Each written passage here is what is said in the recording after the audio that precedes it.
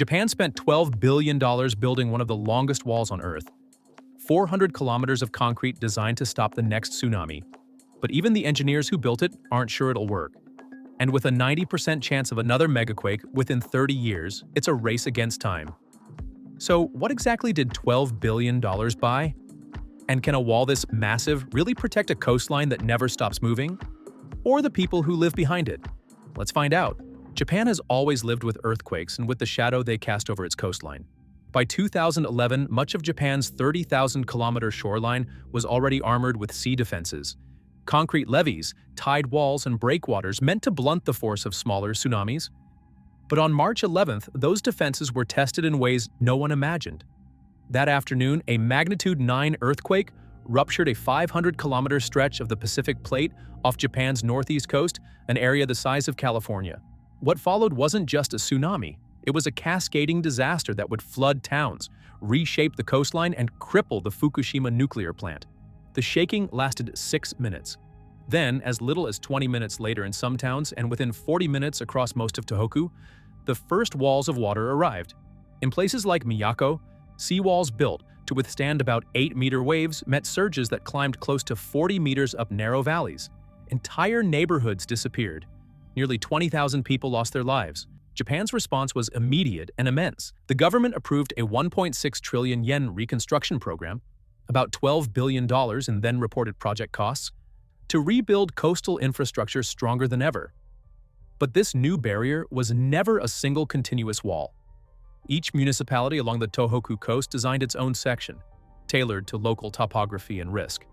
A patchwork of gray fortresses separating sea from land. Building them wasn't just about height. It was about what lay beneath. When a massive quake strikes, water-saturated ground can briefly turn to liquid, a process called liquefaction. Entire foundations sink or tilt, so engineers anchored the new seawalls up to 25 meters into bedrock to resist that failure mode. They understood that the next collapse might not come from the wave itself, but from the trembling earth below. This is the scale of Japan's effort. A chain of reinforced concrete stretching roughly 400 kilometers, built to absorb the first blow of whatever comes next. After all this concrete, cost, and conviction, one question lingers even among the engineers who designed it. Will it be enough? That question has haunted Japan's engineers ever since, because the wall they built isn't meant to stop every tsunami, only the kind they know. The real threat lies farther south, deep beneath the Pacific. About 500 kilometers southwest of Tokyo lies the Nankai Trough, an underwater trench where one tectonic plate slides beneath another. The last time it ruptured was 1946, nearly 80 years ago. History shows this fault breaks every 90 to 150 years, unleashing some of Japan's most destructive earthquakes. For decades, scientists have tried to predict when the next rupture might occur.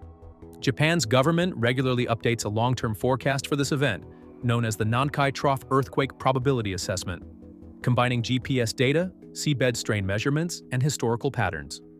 In 2025, that forecast was revised once again. After new offshore monitoring revealed faster strain accumulation along parts of the trench, experts increased the estimated probability to roughly 60 to 90%, with some models as high as 94.5% of a magnitude 8 to 9 earthquake occurring within the next 30 years. And the warning comes with staggering numbers. If the full rupture happens, Japan's government projects as many as 298,000 deaths and 292 trillion yen in damage, roughly $2 trillion US. It would be the deadliest natural disaster in Japan's modern history. As Professor Naoshi Hirata at the University of Tokyo, head of the government's earthquake panel, said in the 2025, "The situation remains that an earthquake could occur at any time. We urge continued progress in disaster preparedness." That uncertainty is what makes Japan's defenses so difficult to judge. Because here's the problem with building a 14-meter wall to stop a tsunami. The wave doesn't care. Tsunami energy rises non-linearly with height, double the wave height, and the hydrodynamic force increases roughly fourfold. But when you also factor in velocity, volume, and momentum, the total destructive power can climb far higher, enough to overwhelm any man-made structure. Japan learned this lesson the hard way in the port city of Kamaishi. Beginning in 1978, engineers spent nearly 30 years building what became the world's deepest offshore breakwater. 2 kilometers long, 63 meters deep, and rising 6 meters above the surface. It cost 120 billion yen, almost a billion US dollars. When the 2011 tsunami arrived, Kamaishi's breakwater cut the first wave by around 40%, buying precious minutes for evacuation. But then the structure failed. The wave didn't simply crash over it, it attacked from every direction, scouring the seabed, forcing water through its base and collapsing it from within. What engineers called one of the most advanced tsunami defenses ever built was gone within hours. That's why Japan's new seawalls can't be the final answer. A tsunami isn't a single wall of water. It's a moving landscape of pressure, suction, and debris. A barrier alone has too many points of failure. So Japan changed its strategy. Instead of relying on a single line of concrete, it built layers of defense. A system where if one fails, the next takes over. The seawall was never meant to be the end of the story.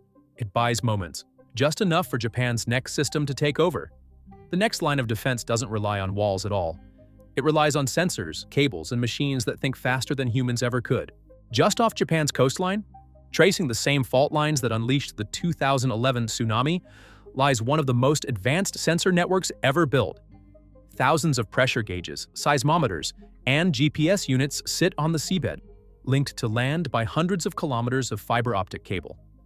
Together, these networks form two major systems: SNet, deployed off the Tohoku coast, and DONET, along the Nankai Trough. They're both now tied into a national data platform that fuses readings from around 6,000 land-based monitoring stations, a unified system that tracks waves, land movement, and seafloor strain in real time. This network didn't exist before 2011. Back then, tsunami warnings were largely estimates, rough guesses based on earthquake magnitude and epicenter. Some were late, some were wrong, and many coastal towns paid the price. Now, Japan's seafloor sensors can detect an earthquake up to 20 seconds before the first shaking reaches land and provide as much as 20 minutes of tsunami warning, time that didn't exist a decade ago. The project took nearly a decade to complete and cost well over $120 million for the ocean components alone. It finally came fully online in June 2025, marking a turning point in Japan's early warning capability. The system has already been tested. In August 2024, when a magnitude 7.1 earthquake struck the Huguenota region, the partially finished network picked up the event instantly, confirmed that the resulting tsunami measured only a few centimeters, and prevented unnecessary evacuations. But the technology goes even further. These new sensors are sensitive enough to register slow-slip events, tiny, gradual fault movements that sometimes occur days or weeks before major quakes. Detecting them could give scientists a new way to forecast stress buildup long before a rupture happens. On land, the data triggers a chain reaction. Automated floodgates at ports and river mouths, nearly 200 units nationwide, close the moment a tsunami alert is issued. Flapgates rise under water pressure alone.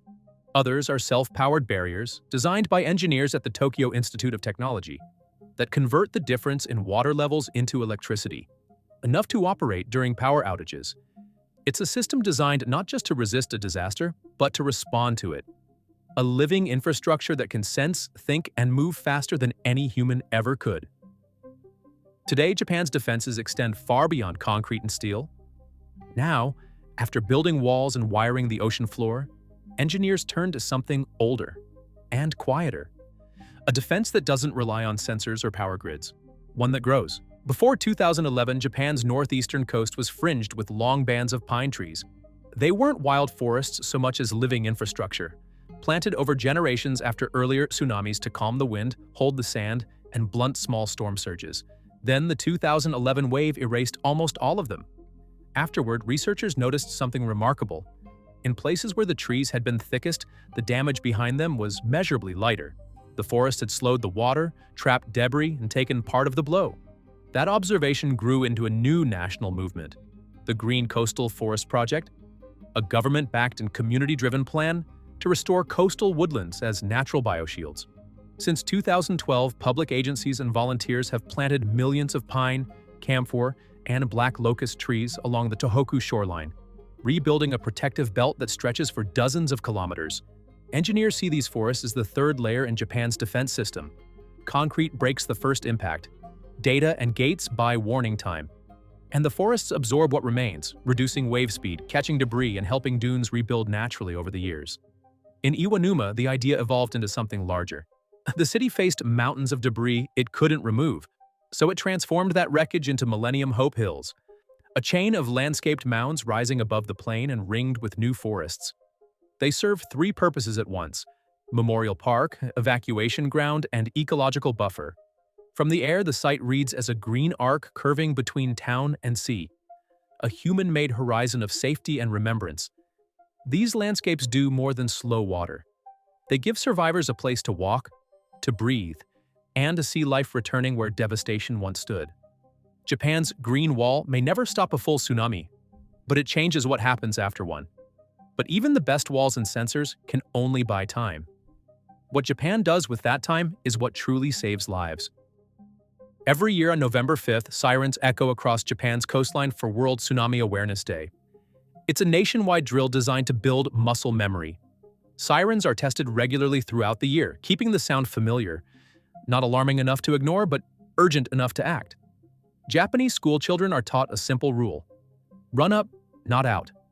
You can't outrun a tsunami. In deep water, it travels faster than a jet.